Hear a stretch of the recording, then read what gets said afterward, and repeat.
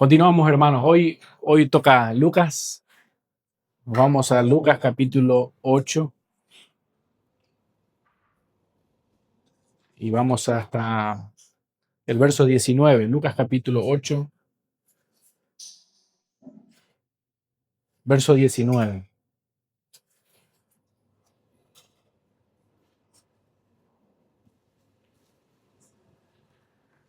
Dice así la palabra del Señor. Lucas capítulo 8, del 19 al 21. Entonces su madre y sus hermanos vinieron a él, pero no podían llegar hasta él por causa de la multitud. Y se le avisó diciendo: tu madre y tus hermanos están fuera y quieren verte. Él entonces respondiendo les dijo: mi madre y mis hermanos son los que oyen la palabra de Dios y la hacen. Bueno, este texto que acabamos de leer tiene una polémica. Cualquiera que haya prestado un mínimo de atención se dará cuenta de que hay una polémica aquí. Hay algo que podríamos denominar una tensión. Y la tensión conduce a una pregunta inevitable con respecto a la respuesta de Jesucristo. Y la pregunta es esta, como mínimo. Hay más preguntas, pero pienso que una que cualquiera se haría es: ¿está rechazando Jesús a su familia? Es como que la tensión acapara cualquier lección espiritual, cualquier enseñanza que Jesús pudiera estar diciendo al respecto. Y es inevitable pensar en qué es esta respuesta que Jesús está dando. ¿Por qué su familia está acercándose a él? Lo dice el texto de manera muy clara, su madre y sus hermanos. Y lo mejor que rescata Lucas de lo que Jesús responde cuando le dan aviso que su familia está viniendo junto a él es: mi familia, para resumir, son los que oyen y hacen la palabra. Entonces hay una tensión en el texto, y algo que hay que aclarar desde el vamos es que Jesús no tuvo una actitud pecaminosa. Hay que demostrar eso, obviamente, con las escrituras, pero es importante marcar desde el comienzo: Jesús no tuvo una actitud pecaminosa en nada de lo que dijo en toda su vida. Él, él vivió una vida perfecta. Él murió en esa cruz sin cometer un solo pecado. El justo por los injustos, como enseña todas las escrituras.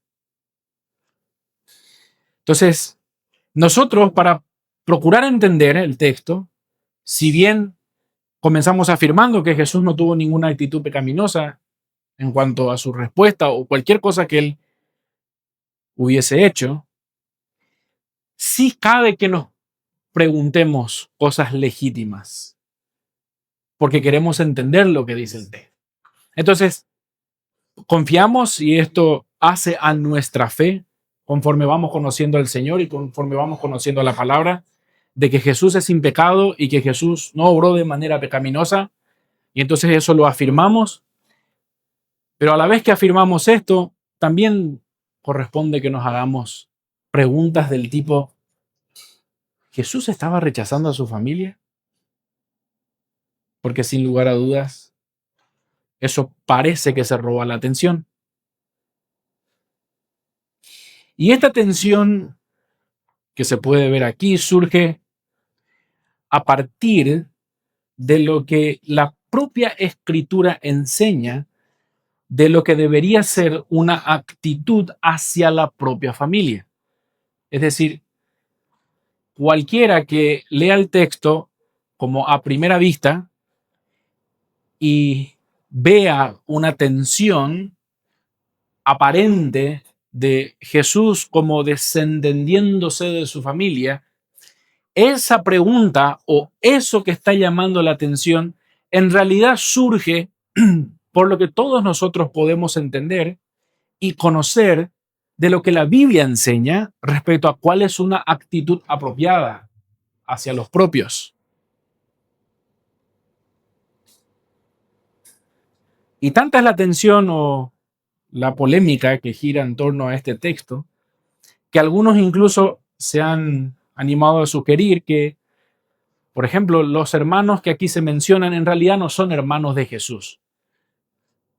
Son como hermanos de José, o sea, son hijos de José, pero de un matrimonio anterior a José.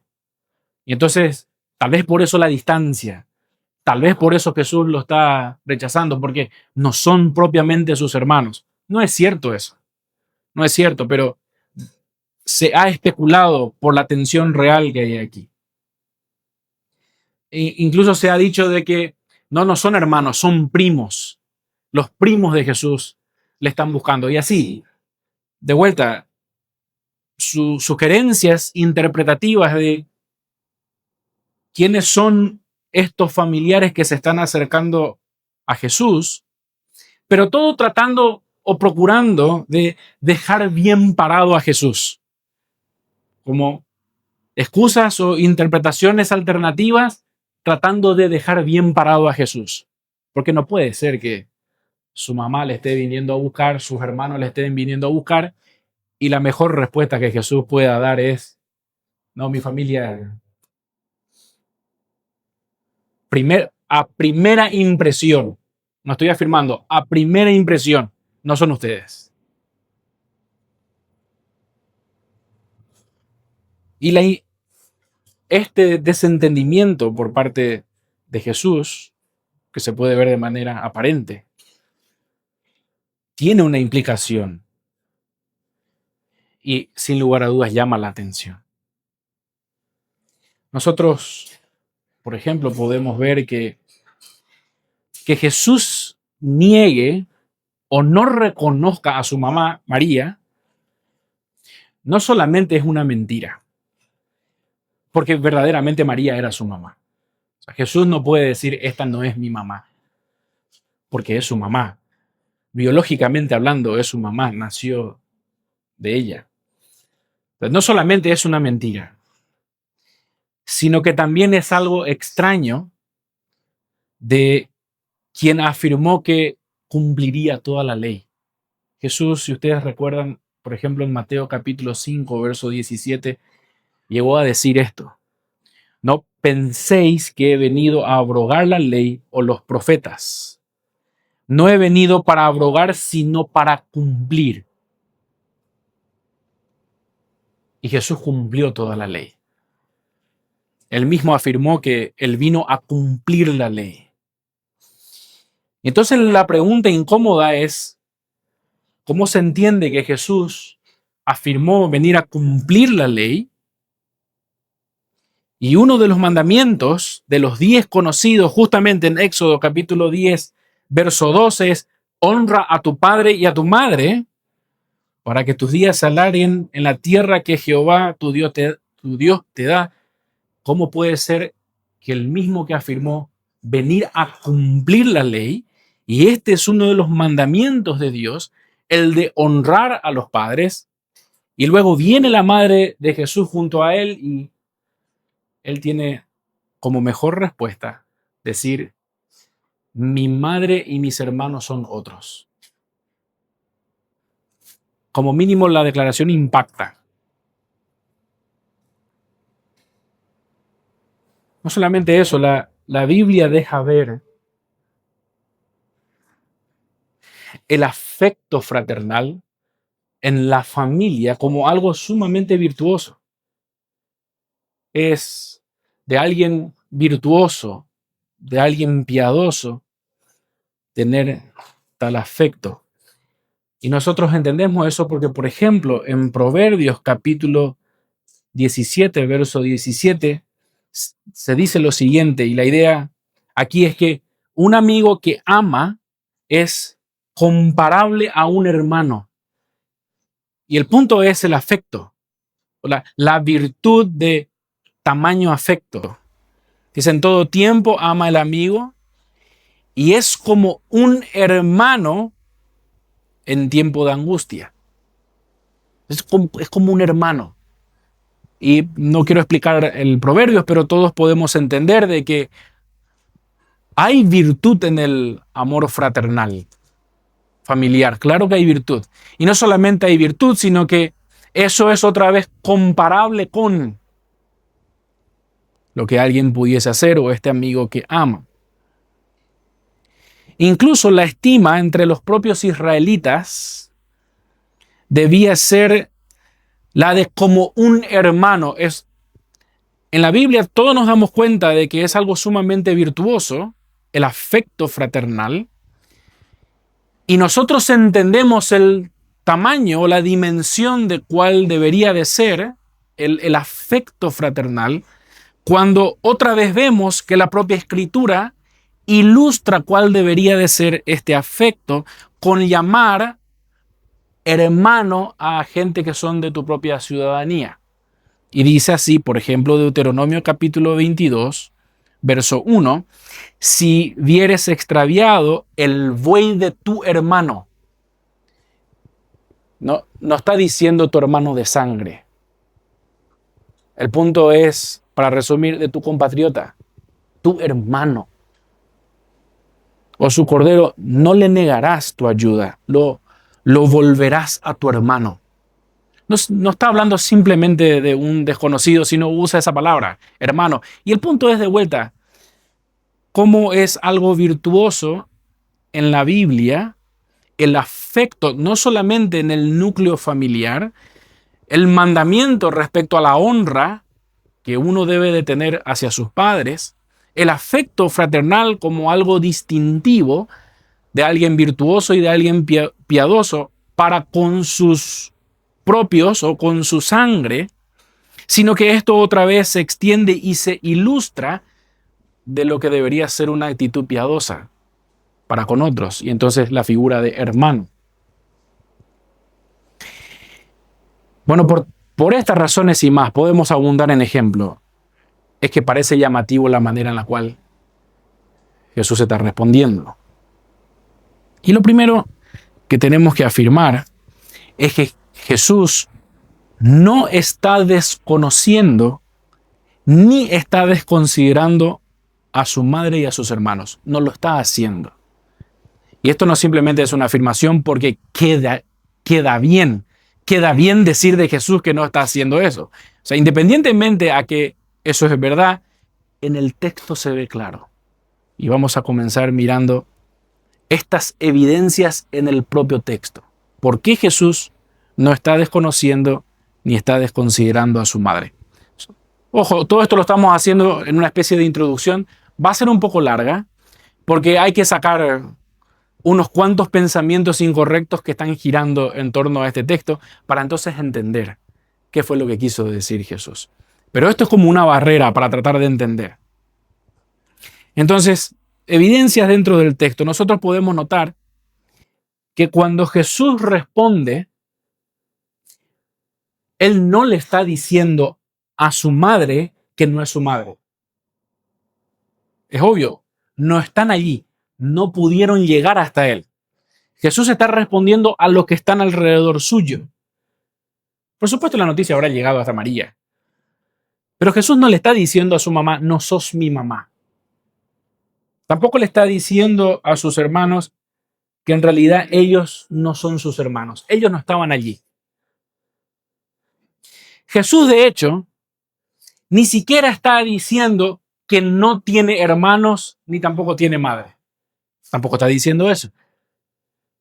Simplemente, Él responde a los que estaban escuchando. Mi madre y mis hermanos son los que oyen la palabra de Dios y la hacen. Eso es lo estrictamente válido de pensar. Lo otro no, porque no está en el texto, no dice. Ahora bien, con todo eso, es válida la observación y la pregunta. ¿Y por qué justo tiene que decir que su madre y sus hermanos son los que escuchan la palabra cuando su familia terrenal viene a buscarlo? Está bien, no le está diciendo a ellos en la cara, no se está dirigiendo a ellos, pero ¿por qué justo tiene que decir allí? Y es válida la observación. Es válida porque forma parte de la tensión. Sin duda eso no fue un descuido de Jesús. No lo es. Y Jesús fue totalmente intencional al decir esto. O sea, él quiso provocar ese shock. No es nuevo en Jesús, pero fue intencional. Entonces, para entender esta intención de Jesús y fundamentalmente la intención de Lucas, porque este es el punto, porque está ubicando este relato en esta sección, dentro de este capítulo 8, o sea, ¿por qué lo está poniendo aquí? Inevitablemente es necesario entender el contexto. No podemos esquivar esa bala, por decirlo de alguna forma. Y todos podemos darnos cuenta de que este párrafo, Lucas 8, 19 al 21, es la última porción de una serie de enseñanzas donde Jesús viene enfatizando algo, el asunto del oír. Si usted recuerda en la parábola del sembrador, eso está comenzando el capítulo 8. Usted va a encontrar que la misma parábola en el verso 8 termina con el que tiene oídos para oír, oiga. Luego, cuando Jesús interpreta la parábola, hacia el final del verso 15, usted va a encontrar que en la interpretación de esta semilla que cae en la buena tierra, dice, estos son los que con corazón bueno y recto retienen la palabra oída. O sea, hay algo que Jesús, y en este caso por medio del escrito de Lucas, está enfatizando y tiene que ver con respecto a oír la palabra. Este énfasis no solamente podemos ver en la parábola del sembrador, luego lo podemos ver en el asunto de la lámpara, ¿se acuerdan? La lámpara que es puesta de una manera en el candelero para que todos vean la luz, y la conclusión a modo de mandamiento de estos dichos parabólicos que Jesús está diciendo del verso 16 al verso 18 es: mirad pues cómo oís. Mirad pues cómo oís. Entonces, el texto viene desarrollando un asunto, viene enfatizando algo, y eso claramente tiene que ver con el oír la palabra o la manera de oír la palabra.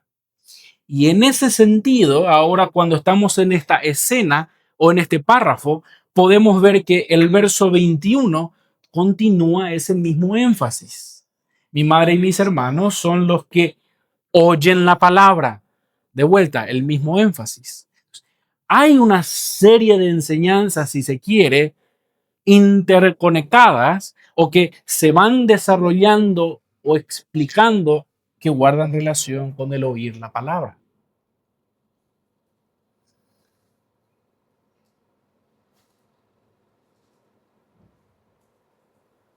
Todas estas enseñanzas concluyen en un mismo mensaje relacionado con el oír. Y nosotros no podemos ignorar esto para tratar de entender lo que está sucediendo aquí.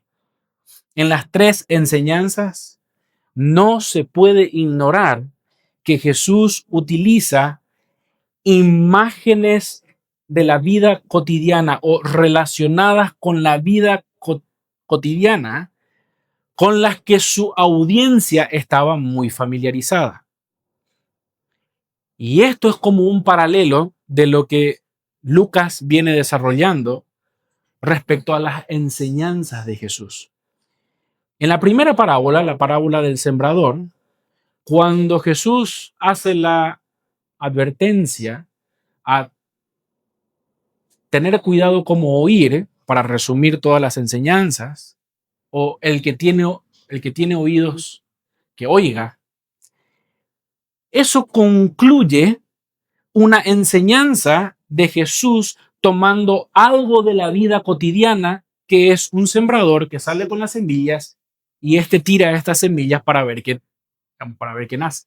Entonces, hay una ilustración relacionada con la vida cotidiana, familiar para todo el mundo, y la conclusión a manera de lección espiritual que Jesús hace después de ilustrar algo relacionado a la vida cotidiana es el que tiene oídos para oír, que oiga, o mirad cómo oís. Luego piensen en la segunda parábola, en el segundo párrafo. De vuelta Jesús toma una ilustración de la vida cotidiana, el asunto de la lámpara que todo el mundo conocía, la manera de ubicar esta lámpara, de tal manera que entonces, después de montar la escena, él termina diciendo, a modo de mandamiento, mirad pues cómo oís.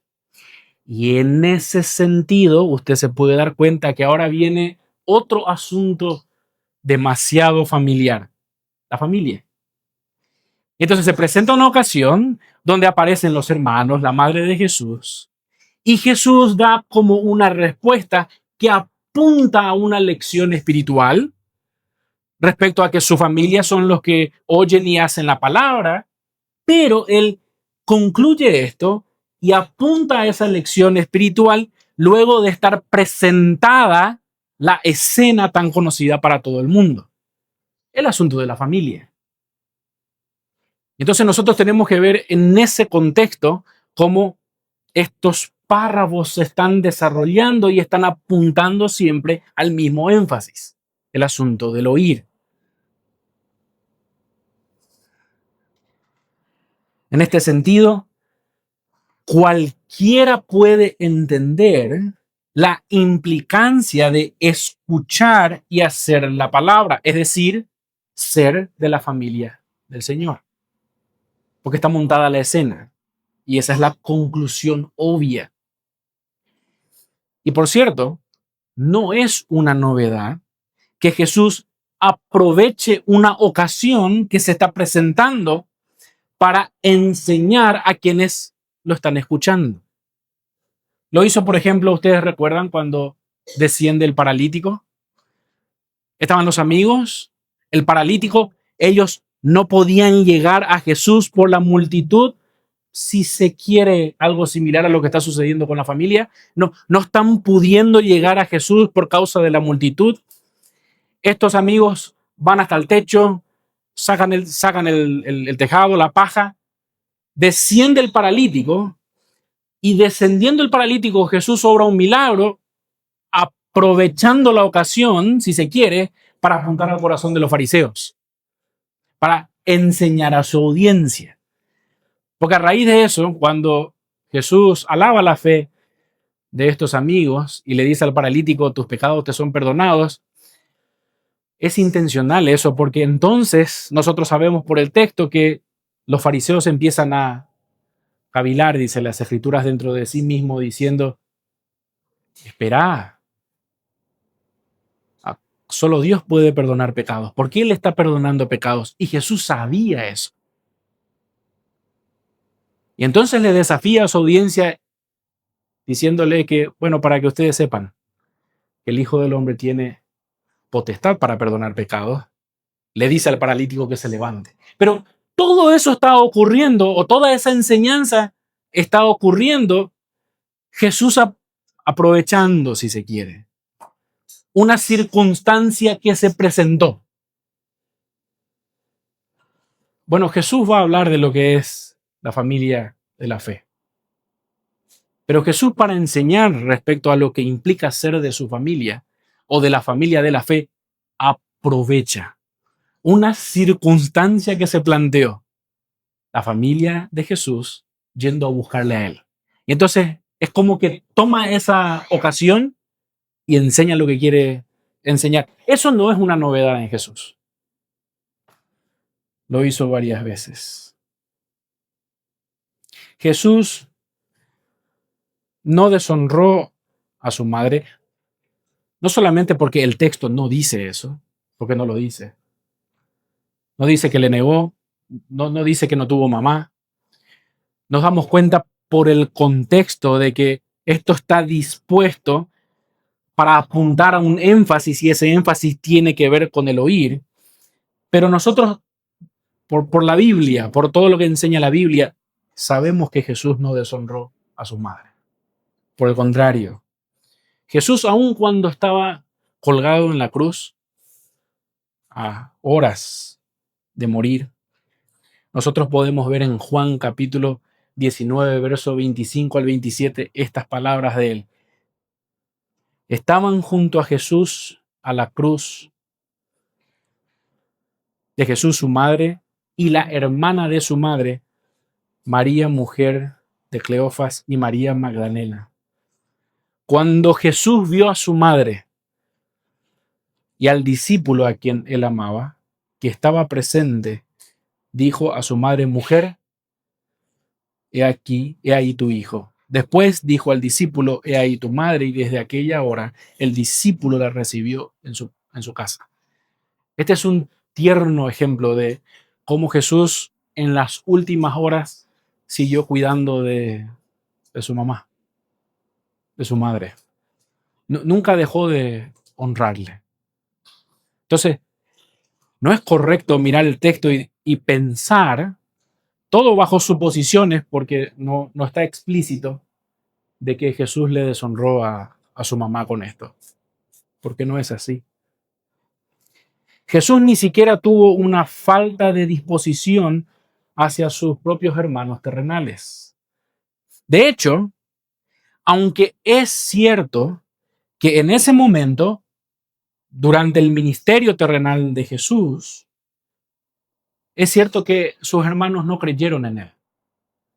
Eso lo registra Juan capítulo 7 en el versículo 5, porque ni aún sus hermanos creían en él. Y eso es cierto. Pero aunque eso sea cierto, nosotros por la escritura luego vemos que sus hermanos terminaron creyendo. Luego sí lo hicieron, sí creyeron. Y eso vemos de manera notable en Hechos capítulo 1, verso 14, cuando señala el texto de que todos estos perseveraban unánimes en oración y ruego con las mujeres y con María, la madre de Jesús, y con sus hermanos. Estaban allí perseverando. O sea, terminaron creyendo. Entonces, en cuanto a la actitud de Jesús, no solamente por el texto podemos aprender, sino que la Biblia entera nos enseña algo respecto a su carácter. Ahora bien, continuando con estas preguntas legítimas para tratar de entender entonces el texto, cabe la pregunta, bueno, ¿y qué hay del hecho de que la familia de Jesús quería verle? ¿Qué hay de este hecho? De que ellos se acercaron y el texto parece indicar de que Jesús no le prestó atención, porque simplemente concluye con esta lección inesperada y nada más. No se nos dice absolutamente nada más. Bueno, hay algo llamativo en esta narrativa que hace Lucas. Y es que Lucas no dice el motivo por el cual su familia se acercó hasta él. Y eso enseguida tiene que despertar nuestra atención. ¿Por qué Lucas no dice por qué su familia quería acercarse hasta él? Bueno, primera conclusión, es irrelevante. No importa. Por eso no está. Si fuese importante, Lucas diría la razón por la cual su familia se está acercando. Y lo digo así porque en los evangelios, esta no es la única parte donde se narra un episodio donde la familia de Jesús quiere ir junto a él. Esas narrativas lo encontramos en Mateo y también lo encontramos en Marcos. Y si bien en estos evangelios, en Mateo y Marcos, se cuenta la misma narrativa, el contexto en el cual se ubica es distinto a lo que Lucas está haciendo. Y vamos a mirar un rato eso porque sí es importante. Pueden mirar en sus Biblias en Mateo capítulo 12, verso 46 al 50. Quiero mostrar el valor del contexto o de entender el texto en su contexto. Ustedes recuerdan la porción de Lucas, cómo esta narrativa en Lucas forma parte de una serie de enseñanzas o párrafos que tienen como énfasis y conclusión, después de las ilustraciones, un llamado a oír o tener cuidado cómo oír. Y ese es el claro contexto de Lucas. Ahora, en Mateo capítulo 12, verso 46 al 50, cuando Jesús había liberado a un endemoniado y los fariseos le acusaron a Jesús de estar obrando por el poder de Belcebú, y entonces sucede este momento donde Jesús condena la blasfemia contra el Espíritu Santo. Bueno, es en este contexto donde tenemos el mismo relato. Y hay diferencias.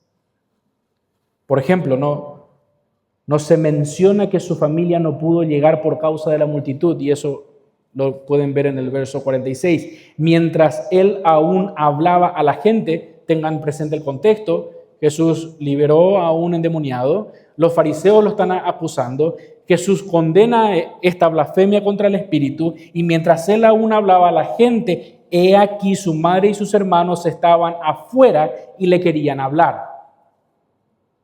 Y le dijo uno, he aquí tu madre y tus hermanos están fuera y te quieren hablar. Respondiendo él al que le decía esto, ¿quién es mi madre y quiénes son mis hermanos? Hay como ligeras diferencias en la narrativa. Y extendiendo su mano hacia sus discípulos, dijo, he aquí mi madre y mis hermanos. Y la misma conclusión. Pero ¿notan que hay diferencias? La familia no está intentando atravesar una multitud, y esa es la razón por la cual no pueden llegar hasta Jesús, no se menciona eso. En Lucas no se menciona que Jesús le responde al que viene a traerle el mensaje, simplemente habla directamente a su audiencia, señalando quién es su familia. Y fundamentalmente el contexto donde se presenta la narrativa es distinto. Y en Marcos capítulo 3, pueden ir allí, Marcos capítulo 3, verso 31 al 35, el contexto es similar a lo que está pasando en Mateo, donde Jesús está liberando a este endemoniado, y de vuelta los fariseos señalan falsamente de que él actuaba por el poder de Belcebú, pero en esta ocasión hay una mención de la motivación de los familiares de Jesús para ir junto a él, y eso lo tienen en el verso 21. Cuando dice, cuando lo oyeron los suyos, vinieron para prenderle porque decían, está fuera de sí. Y luego, 10 versos más adelante, en el versículo 31, dice, vienen después sus hermanos y su madre, quedándose afuera, enviaron a llamarle. Y entonces de vuelta tenemos la misma narrativa. Y este hecho de que en los evangelios se repita la narrativa y muy posiblemente esté apuntando al mismo momento histórico, aunque en los evangelios las narrativas estén dispuestas en distintos contextos, hicieron pensar a muchos que muy posiblemente la razón por la cual la madre de Jesús y sus hermanos habían llegado junto a él es porque estaban muy preocupados por Jesús. Y la razón de su preocupación es porque tal vez pensaron de que a Jesús su ministerio se le había ido de la mano. Ya era tan notorio, era tan público, ya estaba causando tanto alboroto en las ciudades, Jesús ya se estaba ganando enemigos, ya se palpitaba de que había unas ganas tremendas de agarrarle a Jesús, y la familia de Jesús pensaba que él estaba en peligro. Y de ahí que muchos piensan de que entonces eso motivó a la madre de Jesús y los hermanos, tal vez conmovidos con su mamá, a ir a buscarle a Jesús. Posiblemente, dice un comentarista, temían algún peligro. Pero de vuelta, esto es como especular. Ni siquiera Lucas señala la motivación de la familia de Jesús. Estamos especulando. Y es válida la especulación porque se repite la narrativa en otras partes. Pero el punto al cual necesariamente tenemos que llegar es, sea lo que sea, da igual la motivación. Debemos concentrarnos en el hecho simple y llano de que Lucas no quiere decir la motivación. aunque la narrativa se repita, aunque en otro contexto, específicamente el de Marcos, nosotros podamos entender la motivación de los familiares, bueno, Lucas omite de manera olímpica, hace caso omiso al asunto de la motivación. Y por todo esto que venimos introduciendo, nosotros podemos concluir esto. Se hace evidente que aquí en Lucas, Jesús usa una ocasión, una simple ocasión, para definir lo que significa ser de su familia. Y ese es el punto. A pesar de toda la nube de dudas que intentamos aclarar que rodean a este pasaje, Jesús toma una ocasión para definir lo que significa ser de su familia espiritualmente. Jesús no menospreció a su familia, pero sí enseñó que para ser de él, de su familia, es decir, suyo, no pasa por relacionarse de manera circunstancial y terrenal con él. Y eso sí que tiene que llamar nuestra atención. La familia de Jesús, acercándose a él, hicieron saber que estaban buscando a un familiar. Y este era Jesús. Jesús no niega a su familia, no desprecia a su madre y a sus hermanos, pero aprovecha la ocasión para enseñar lo que significa ser de su familia, la de él. Y entonces si preste cuidadosa atención, y aquí yo creo personalmente que está la razón del contraste. Es muy obvio que el texto contrasta dos realidades. Primero se presenta la familia terrenal de Jesús y luego en el verso 21 es obvio que Jesús no está hablando de su familia terrenal. Está hablando o está tomando esa ocasión y de manera figurada, si se quiere, quiénes son su madre y sus hermanos para hablar de otra familia. La Reina Valera, el verso 21, no traduce comenzando con un pero. Simplemente dice, él entonces respondiendo le dijo. Pero ese pero no significa que no está ahí. No está traducido a la Reina Valera. Las otras traducciones sí incluyen un pero. Y este pero marca este contraste que estamos señalando y que es obvio en el texto. Y entonces aquí viene la razón del por qué hay un obvio contraste que Jesús intencionalmente está haciendo. De alguna manera, esto que Jesús está haciendo y contrastando es algo común pensando en las porciones anteriores con respecto a las imágenes que el Señor utiliza para explicar lo que es oír verdaderamente. Entonces, siguiendo con esta definición de lo que es ser de su familia, Jesús señala o describe a los suyos o miembros de su familia como aquellos que oyen verdaderamente. Piense por un momento en la parábola del sembrador. No era simplemente una cuestión de que la semilla caiga en el suelo, ¿cierto? Y entre en contacto con el suelo. Ese no es el punto final de la parábola, sino que era cuestión de que esa semilla que hizo contacto con el suelo, quede en el suelo, germine y produzca frutos. Oír verdaderamente, ¿cierto?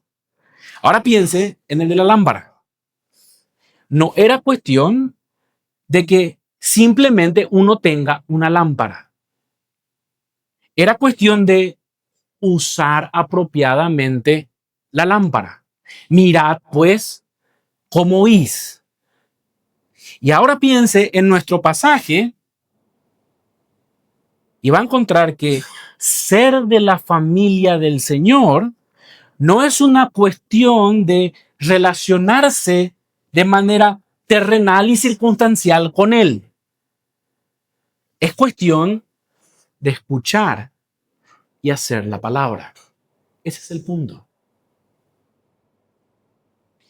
Para tener una relación genuina, verdadera, familiar, lazo íntimo con Jesús, eso no se puede ni es posible por las circunstancias terrenales de esta vida.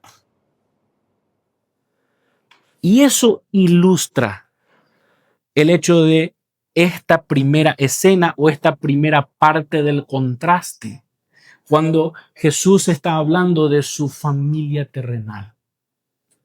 Ser de la familia de Jesús es mucho más que haber nacido de la misma madre.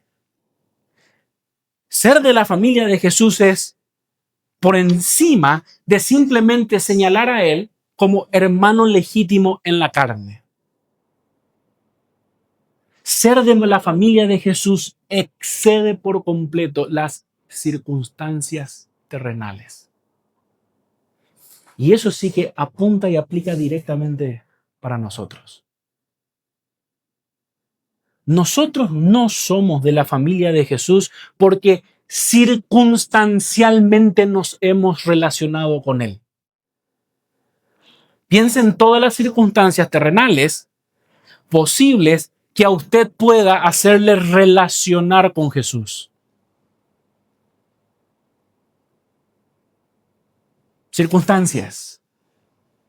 Soy hijo de padres creyentes. Esa es una circunstancia terrenal. Y por esa circunstancia, tal vez estés relacionado con Jesús, porque venís a la iglesia, escuchás su palabra, etc. Eso no te hace parte de su familia. Puede ser que circunstancialmente, de manera terrenal, porque estuviste muy enfermo, porque estuviste en necesidad, porque etcétera, escuchaste de Jesús. Pero esa circunstancia terrenal no necesariamente te hacen parte de la familia del Señor.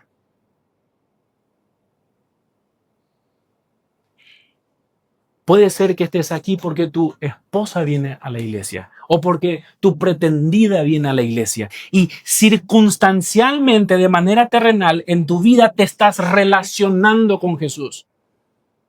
Porque oís de Él, oís de su palabra. Pero eso no te hace parte de la familia de Jesús. No es eso lo que define ser de su familia. Las circunstancias terrenales. Y esa es la primera parte del contraste que nosotros estamos observando en el texto. De muchas maneras nosotros podemos vernos involucrados o relacionados con Jesús. De muchas maneras. Pero termina siendo o pudiendo ser como lo que ilustra la parábola del sembrador. Tal vez la semilla cayó en el suelo, pero luego las circunstancias y afanes de la familia evidencian de que nunca la semilla cayó en buen suelo. Nunca cayó en buen corazón. De vuelta, las circunstancias terrenales de esta vida.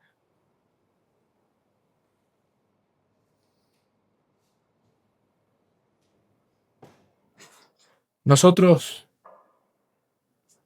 necesitamos enfatizar lo que el texto también enfatiza. Y que aquí hay una cuestión familiar que Jesús quiere definir. Y ese énfasis usted lo puede ver en los 3 versos. Mire conmigo estas frases que se repite. Verso 19, su madre y sus hermanos. Verso 20, tu madre y tus hermanos. Verso 21, mi madre y mis hermanos. Esa frase Es la única que se repite en los 3 versos. Esa cuestión familiar. Todo está girando en torno a definir apropiadamente por parte del Señor este asunto de ser de su familia. Ese es el punto del texto. ¿Qué significa ser de la familia del Señor? Y entonces necesariamente debemos de comenzar con lo más importante. Y eso sin lugar a dudas es el Señor. Si vamos a hablar de la familia de la fe, de la familia del Señor, de la familia espiritual, el centro de todo esto es el Señor. Ser de la familia del Señor es ese tipo de lazo, ese tipo de relación más importante, superior y significativo comparado con cualquier relación que uno pueda tener en esta vida. Jesús no estaba despreciando a su familia terrenal, no lo hizo ni lo estaba haciendo, pero sí que podemos ver al Señor Jesús apreciando, señalando, definiendo una familia que excede y es superior. Ser de la familia del Señor excede cualquier tipo de relaciones presentes. Es superior, es significativo. Y esto, si me permiten, yo pienso esto. No lo quiero decir de manera dogmática, pero personalmente estoy convencido. Si la familia de Jesús tuvo tal preocupación por él, comenzando probablemente por su mamá, para entonces ir junto a él y moverse hacia él, y solamente estamos hablando de la familia terrenal de Jesús,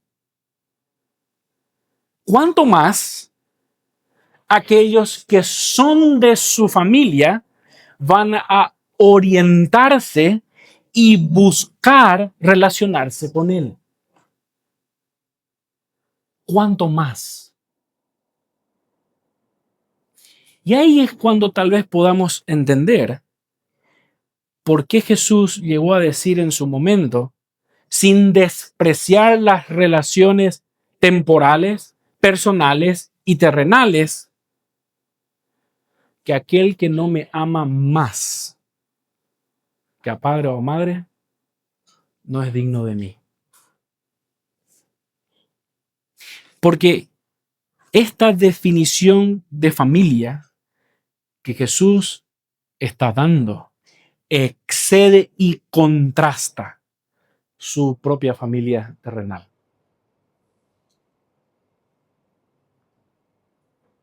En ese sentido,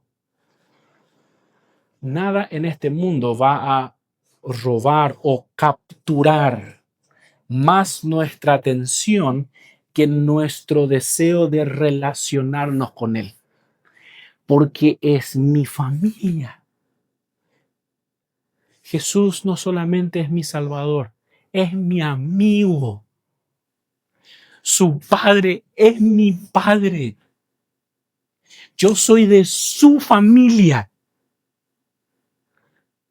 ¿Cómo eso no va a exceder por completo todo lo que podamos vivir? Mi amigo, mi hermano, mi Salvador, quien por mí murió, quien intercede por mí, por quien puedo decir a Dios, Padre, y Dios me tiene por hijo. Entonces claramente nos damos cuenta de que esto excede las relaciones terrenales. No existe nada que sea superior a ser del Señor. No existe nada que sea superior a ser del Señor. De hecho, el resto de las relaciones terrenales y temporales en esta vida tienen sentido cuando somos de su familia. Yo puedo entender, amar y apreciar mis relaciones terrenales solamente si estoy relacionado correctamente con el Señor. Yo puedo entender mis relaciones en el presente si estoy con el Señor. Yo no voy a entender nada de las relaciones en el presente si primero no tengo una relación con el Señor. Yo no voy a tener esperanza, no voy a tener promesas. Nada de las relaciones presentes van a ofrecerme significativamente y de manera perpetua lo que solamente el Señor puede darme.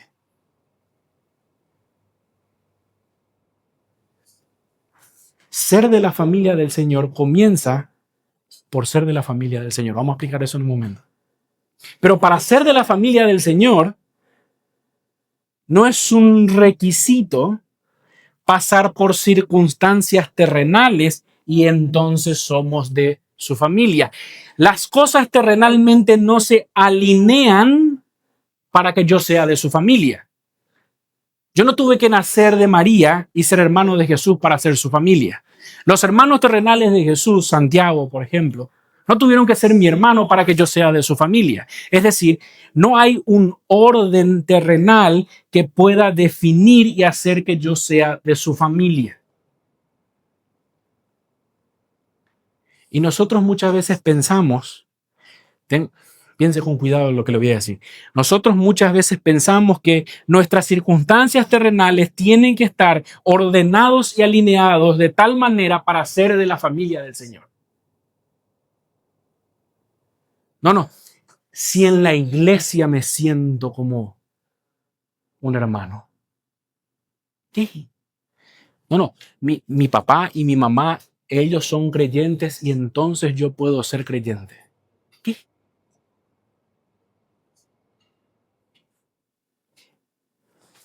No funciona así. No funciona. Jesús mismo lo dijo. Él lo describió. Mi familia, mi madre y mis hermanos son los que oyen la palabra del Señor y las hacen. Es una descripción. La Biblia nos enseña en muchos pasajes del Nuevo Testamento lo que es ser de su familia, pertenecer a la familia celestial. Todos los creyentes siendo hechos hijos de Dios.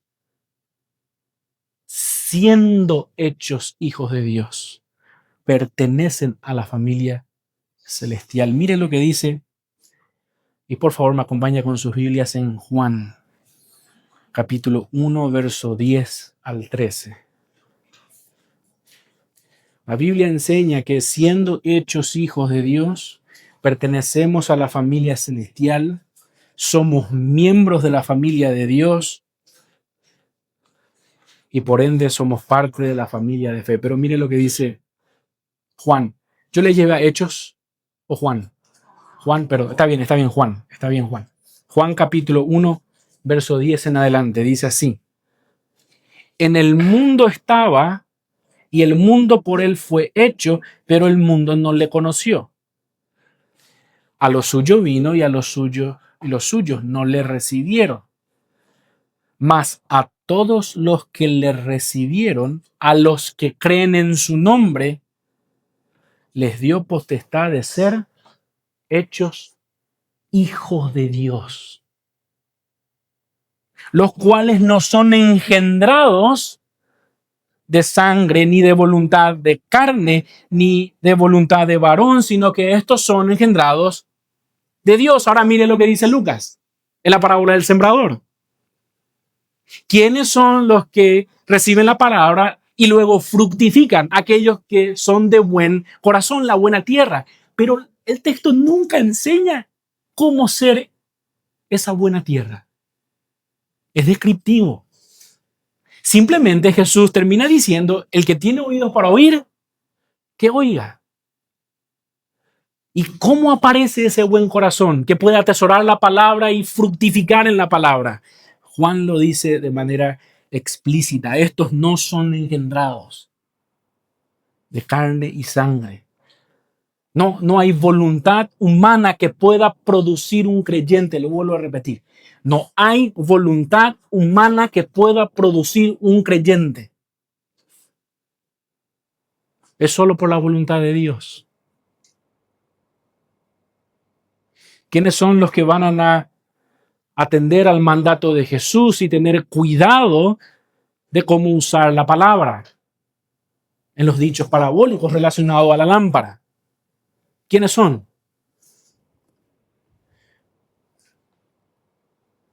Aquellos de buen corazón. Aquellos que Dios engendró. Y ahora piensen cómo está concluyendo Lucas. ¿Quiénes son su familia? ¿Quiénes son los hijos de Dios? ¿Quiénes son los que escuchan y hacen la palabra? No los que por voluntad de carne o voluntad de hombre o por circunstancias terrenales y presentes en esta vida han llegado a Dios, sino los que escuchan, los que hacen la palabra. Esos son.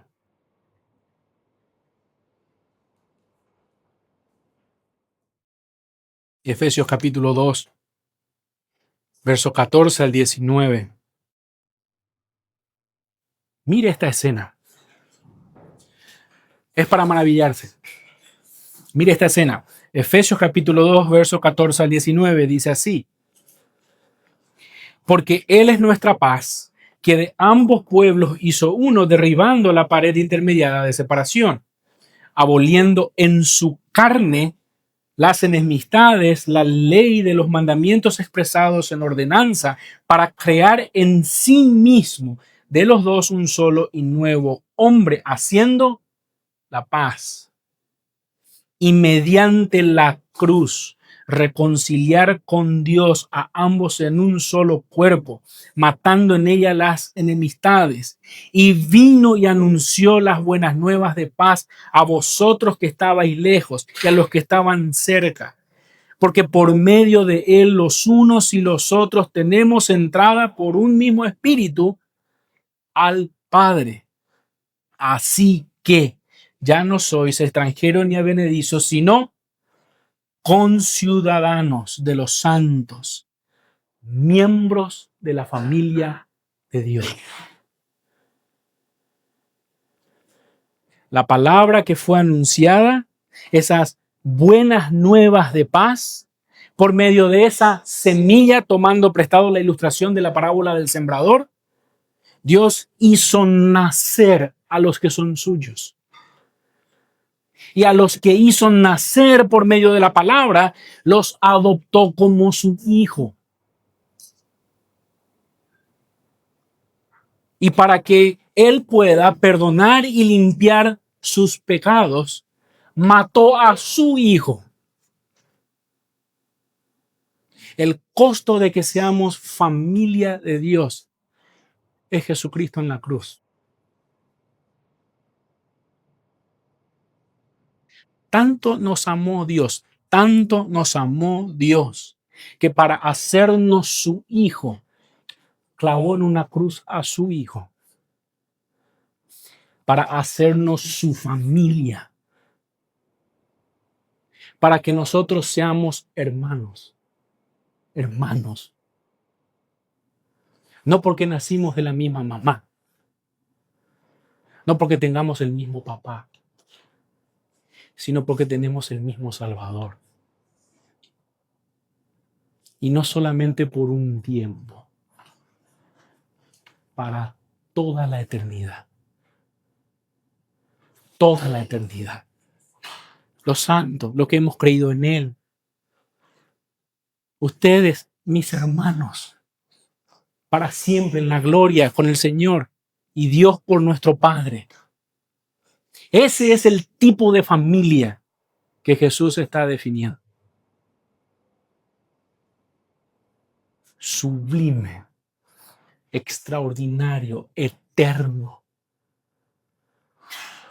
Un amigo que no decepciona. Un padre que siempre tiene cuidado de nosotros. ¿Cómo te vas a poner a pensar en las cosas terrenales después de eso? ¿Cómo vas a ponerte a pensar? No, pero vos no sabés la familia que yo tengo. Olvídate. Eso es temporal. Esa no es la familia que define. Esa no es la familia que Jesús está formando. No, pero la vida es dura. Claro que sí. Jesús prometió que nunca vamos a ser mayores que Él. Si a Él le sucedió todo lo que sucedió, gocémonos con lo que nos aguarda, ¿verdad? Pero somos de su familia. Solamente quiero terminar explicando qué es esto de que la Biblia aclara de que aquellos que son de su familia, su madre y sus hermanos, no solo son los que oyen, sino los que hacen. Y en realidad ese es como el golpe de gracia final. Porque todo siempre está apuntando a lo mismo, ¿no? Tened cuidado cómo oís. El que tiene oído que oiga. No es una cuestión de que la semilla caiga en el suelo. No es una cuestión de que solo escuches la palabra. No es solamente cuestión de que te des por enterado de que existe un tal Jesús. No es cuestión de eso. Es cuestión de hacer la palabra. Es cuestión de que significativamente tu concepto de familia sea la celestial. Y todo tu norte de vida esté enfocado a tu Padre celestial. Que en ese sentido la prioridad de tu vida presente sea hacer la voluntad del Padre. Porque Jesús dijo, mi voluntad, mi comida, es hacer la voluntad del Padre. Yo no hablo por mí mismo. Lo que sé del Padre, eso hablo. Jesús a sus propios padres terrenales le llegó a decir, ¿no sabéis que me es necesario estar en los negocios de mi Padre? No lo estaba despreciando. Pero estaba hablando de la familia que trasciende, del reino que trasciende, de ser de Él. Nosotros entendemos que este llamado a hacer la palabra se entiende con las parábolas anteriores. Cuánto la palabra fructifica en tu vida. Si la buena tierra es el buen corazón y la semilla cae en esa buena tierra que es el buen corazón, si esta buena tierra germina y da fruto, ¿qué se espera del buen corazón donde ha caído la semilla? Que dé fruto. Que la identidad de ese corazón sea el fruto de la palabra que ha sido sembrada. Es lo que la Biblia llama la regeneración, la nueva vida en Cristo.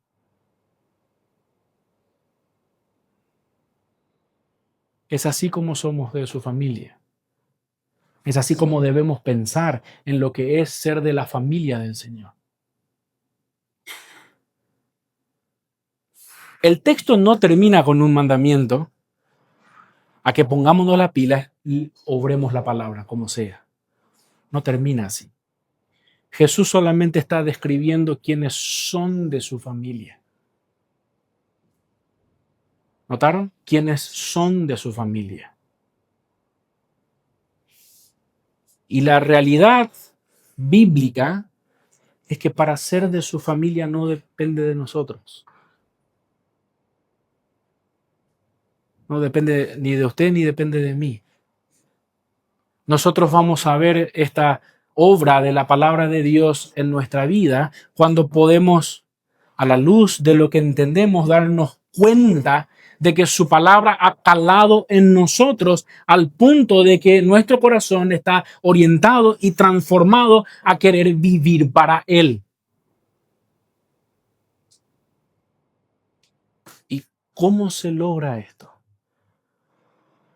Tal vez sea una pregunta legítima de alguno. ¿Cómo se logra? Yo no sé si el Señor es mi familia. Yo no sé si a Dios tengo por padre. No veo, no puedo rastrear en mí tal anhelo de fructificar su palabra en mi vida. No puedo, no veo. Mi deleite no está en el Señor. Mi entendimiento y deseo para esta vida no es el Señor. Mis pensamientos y esperanzas no están en su reino. ¿Cómo hago eso?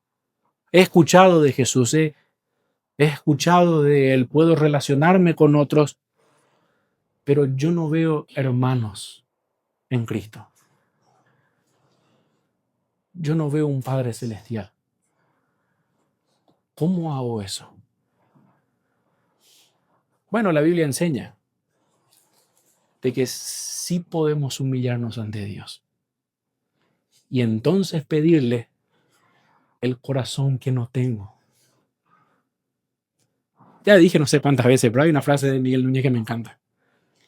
Es una oración de él. Dice, dame, Señor, el corazón que no tengo para hacer lo que no puedo. Pero la clave detrás de ese dicho está en tener un tipo de corazón, que en la parábola del sembrador es la buena tierra, que en términos de Jesús es ser parte de su familia y poder hacer su palabra, amar su palabra. Rendite al Señor, pedile perdón. Tus fuerzas no pueden, ni las mías. Nadie puede, de manera circunstancial y terrenal, ser parte de su familia. Es su voluntad, es su voluntad que Él conceda ese privilegio. Vamos a orar. Amado Padre Celestial, muchas gracias porque por medio de tu palabra nosotros podemos entender lo que es ser de tu familia. No hay familia más hermosa, más extraordinaria, más cálida, más amorosa que ser de ti, Señor. Que ser de ti, de tenerte por Padre, de sentirse uno perdonado, de sentirse uno amado por ti. Qué tremendo privilegio, Señor, tú nos has dado al hacernos tu familia. Excede todo en esta tierra, Señor. Lo excede todo. Y hemos disfrutado de esa dicha, de esa gracia. Y Jesús mismo nos amó para hacernos parte, Señor. Señor, ayuda a cualquiera que puede decir honestamente delante de ti, no soy de tu familia, Señor. Hazme uno de tus hijos. Perdona mis pecados. Dame un nuevo corazón. Sálvame, Señor. Me di cuenta que mis pecados son mi ruina, que no puedo dejar de pecar. Ayúdame a abrazar tu palabra, a que ella sea mi guía, mi norte, y que mis sueños estén en los cielos, Señor. Gracias por todo esto. En el nombre de Cristo Jesús oramos. Amén.